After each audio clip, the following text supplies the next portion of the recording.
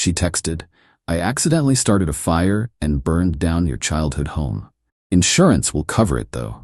The house wasn't insured yet. I'd just inherited it 3 days ago. I replied, "Accidents happen." Then I discovered she'd done it deliberately to force me to move into her apartment. When the arson investigation report came back, original post, I, 38 male, am sitting here in a motel room, still smelling like smoke, trying to process how my girlfriend of 18 months just destroyed everything that mattered to me. 3 days ago, my grandmother passed. She left me her house, the one I grew up in after my parents died when I was 12. The one where she taught me to cook, where we built that treehouse out back, where 30 years of memories lived. The text came yesterday at 3:14 p.m. while I was at work. "Veronica, babe, I'm so sorry. I accidentally started a fire at your grandma's house. I was trying to surprise you by cleaning and knocked over a candle. Fire depth came, but it's bad. Don't worry though, insurance will cover everything." My hands went numb. I called her immediately. No answer. Called again, straight to voicemail. Raced over there. 40-minute drive felt like hours. The house, what was left of it, still had fire trucks parked outside.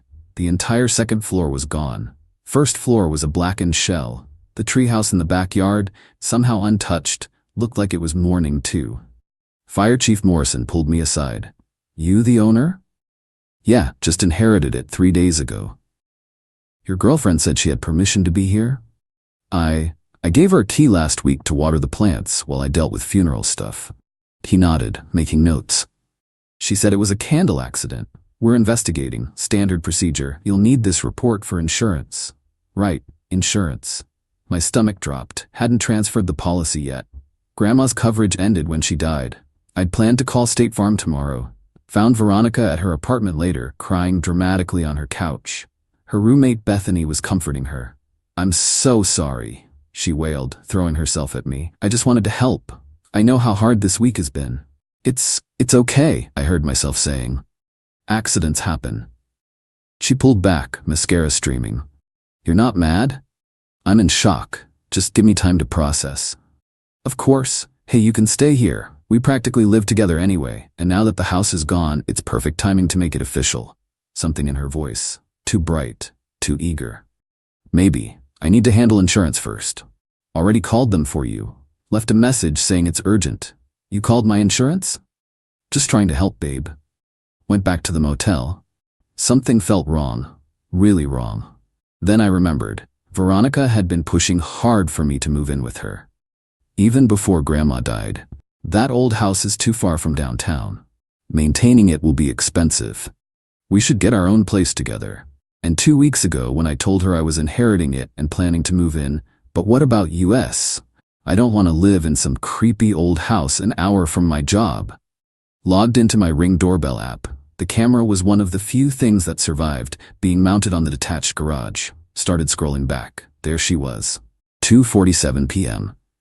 Walking into the house with a red gas can. Update 1. My hands were shaking as I watched the footage. Veronica, clear as day, walking into my grandmother's house carrying a gas can at 2:47 p.m. She came out at 3:08 p.m. without it. At 3:11 p.m., smoke started visible from the windows.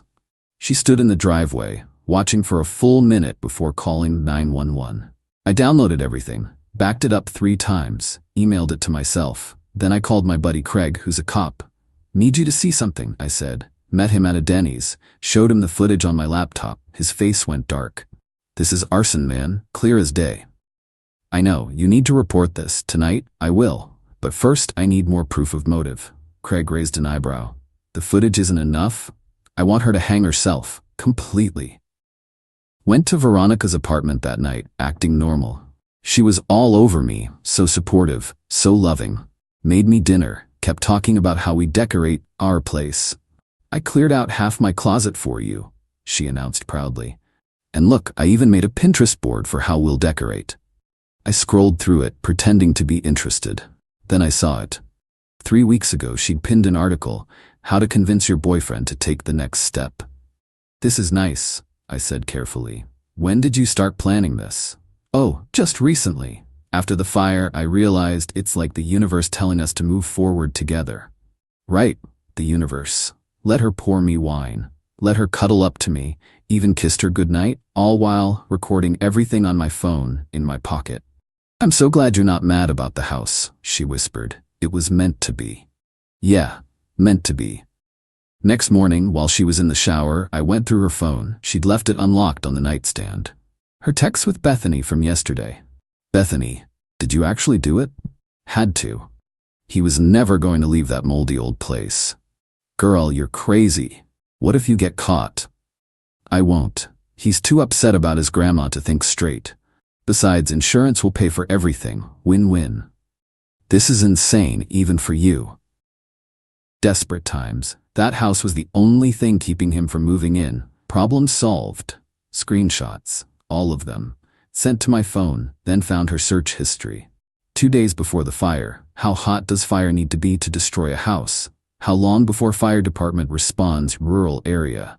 Accidental fires. What do investigators look for?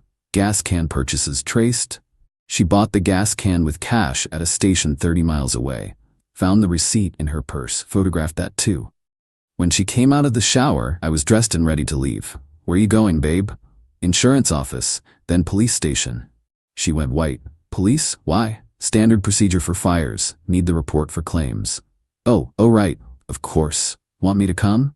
"No need. Rest up. You've been through a lot." The smile she gave me, so relieved, so satisfied with herself. Update 2, filed the police report that afternoon. Detective Riley took one look at the ring footage and immediately called the arson investigator. "Ma'am, we need you to come down to the station," they told Veronica over the phone. She called me, hysterical. "They want to question me. Can you believe it? Like I'm some criminal." "Just tell them what happened," I said calmly. "About the candle." "Exactly. The candle? You'll vouch for me, right? Tell them it was an accident?" "I'll tell them exactly what I know." She showed up at the station in her best innocent outfit, sundress, cardigan, minimal makeup. I was already there with Detective Riley, watching through one-way glass. They started easy, asked her to walk through what happened. "I went to clean as a surprise for my boyfriend. He's been so sad about his grandmother. I lit a candle for the smell. The house was musty. Then I knocked it over reaching for something. It caught the curtains and spread so fast." "Which room were you in?" "The living room." "That's interesting," Riley said, pulling out photos. "Because the fire originated in the basement, according to our investigators. Accelerant was used. Gasoline." That's impossible." "Also interesting, we have doorbell footage of you entering with a gas can."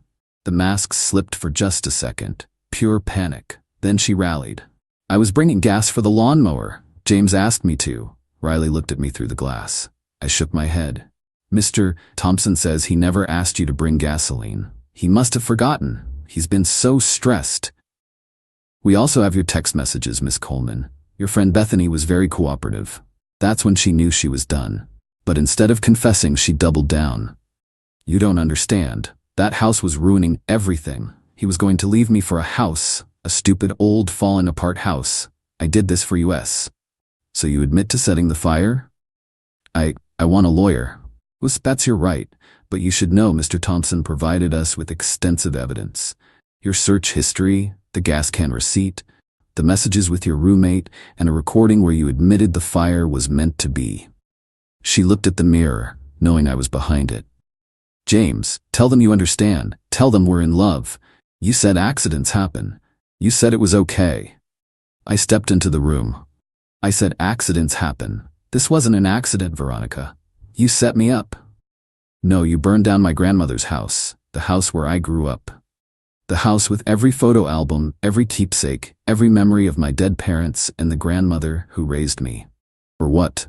Because you wanted me to move into your apartment?" "It was supposed to be covered by insurance. No one was supposed to get hurt." Detective Riley stood up. "Miss Coleman, you're under arrest for first-degree arson, insurance fraud, and destruction of property." As they cuffed her, she screamed at me. "I did this for you, for us. You'll never find anyone who loves you like I do." "I really hope that's true," I replied. Update 3. The entitlement escalated immediately after her arrest. Within hours, her mother Gloria was blowing up my phone. "How dare you have my daughter arrested? She made a mistake. She's a good girl who loves you. She burned down my house, Gloria. She was trying to help your relationship. You're too attached to the past. A real man would understand. A real woman wouldn't commit arson. I'm calling my lawyer. You're gonna pay for this. Your daughter is facing 5 to 10 years. Maybe focus on that. Then came the social media campaign. Bethany, the roommate who'd flipped immediately when cops showed up, suddenly grew a spine online. My bestie is in jail because her toxic ex couldn't let go of a moldy old house. He tricked her into confessing. Free Veronica, toxic masculinity. Some of Veronica's friends started sharing it. The narrative was that I'd emotionally manipulated her into making a mistake and then vindictively had her arrested instead of working through it like adults. My favorite comment from her cousin, that house was probably worthless anyway. Insurance would have overpaid. He should be thanking her. Then Gloria tried a new angle. She showed up at my motel at 11 p.m. drunk. Please, she slurred. Just drop the charges. She's my only daughter. She didn't mean it. She loves you so much she went crazy. Gloria, go home. I'll pay for the damages. How much was that old dump worth anyway? 20,000? 30? It's not about money. Everything's about money. Name your price. Your daughter destroyed the only thing I had left of my family. There's no price for that. You're being dramatic. It's just walls and a roof. Good night, Gloria. She left screaming about how I'd ruined her baby's life over nothing. But the real entitlement came from Veronica herself. She called from jail the next day. Baby, I need you to bail me out. Absolutely not. What? But I'm your girlfriend. Ex-girlfriend. You burned down my house. I did it for you, so we could start fresh. You're being so ungrateful. Ungrateful, right? When I get out, we need couples counseling. This whole thing has shown me we have communication issues. I actually laughed. Veronica, you're going to prison. Stop being so dramatic. First offense, I'll get probation. Then we can work on us. There is no us. You don't mean that. You're just upset. Look, the house was old anyway. Your grandma was a hoarder. I did you a favor cleaning that mess out of your life. I hung up. Her public defender called me 2 days later. Miss Coleman wants to make a deal. She'll plead guilty to a lesser charge if you agree to speak on her behalf at sentencing. No deal. She's also requesting you return her belongings from your motel room. What belongings? She says she had clothes, jewelry, and electronics at your place. My place burned down, with all my belongings. If she left anything there, she destroyed it herself. She means the motel. She's never stayed at my motel. She has nothing here. She insists you have her grandmother's ring. Her grandmother is alive and lives in Florida. Nice try, though. The lawyer sighed. Between you and me, this is the most entitled client I've ever had. She genuinely doesn't understand why she's in trouble. Update 4. 3 weeks after the arrest, things got worse. Veronica made bail. Gloria put up her house as collateral. First thing she did, showed up at the remains of my grandmother's house while I was there with the insurance adjuster. What are you doing here? She demanded. This is my property, Veronica. You're violating the restraining order. I came to get my things. What things? I left a box in the basement when I was cleaning. The insurance adjuster looked confused. Ma'am, you need to leave. Not until I get my property. There was jewelry in that box worth thousands. You mean the basement you filled with gasoline and set on fire? I asked.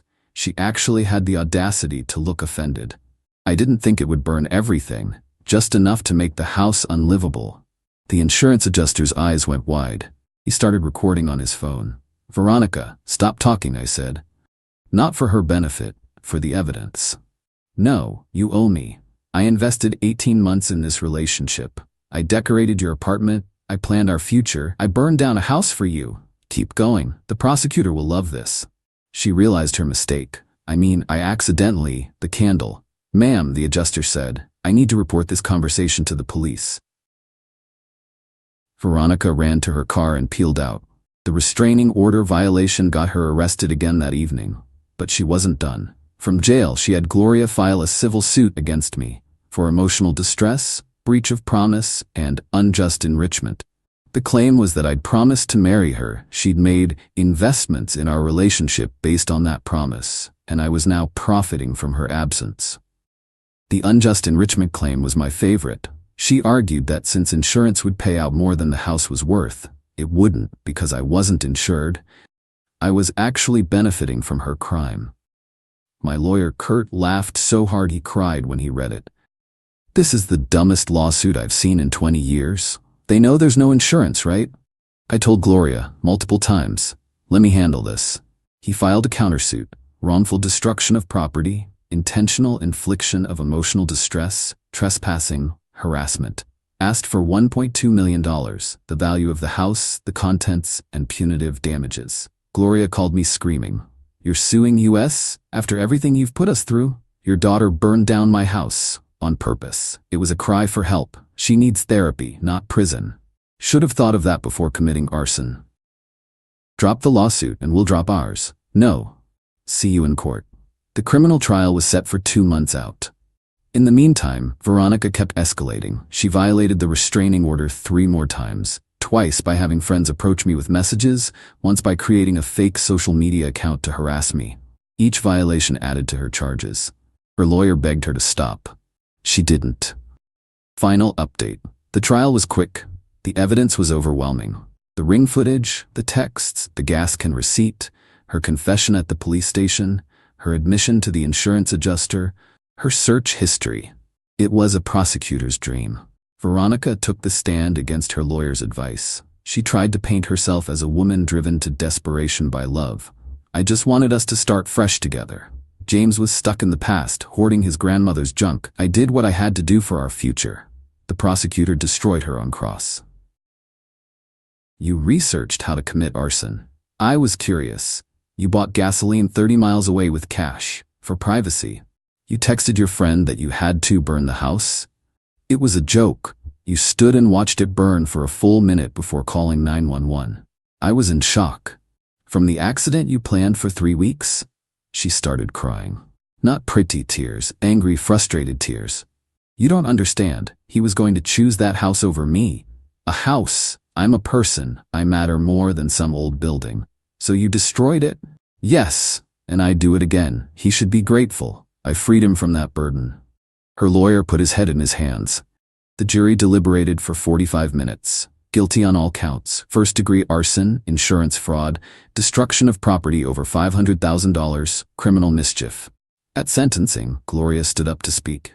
Your Honor, my daughter is a good person who made one mistake. She's never been in trouble before. Prison will ruin her life. The judge looked at her notes. Mrs. Coleman, your daughter planned and executed arson. She destroyed irreplaceable family heirlooms and photos. She showed no remorse until caught. She violated her restraining order 4 times. She admitted on the stand she'd do it again. This isn't a mistake. It's a pattern of entitled, destructive behavior.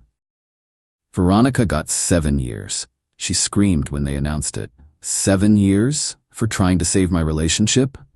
As they led her away, she yelled at me, I hope you die alone in that burned house. No one will ever love you like I did. Gloria tried to attack me in the parking lot.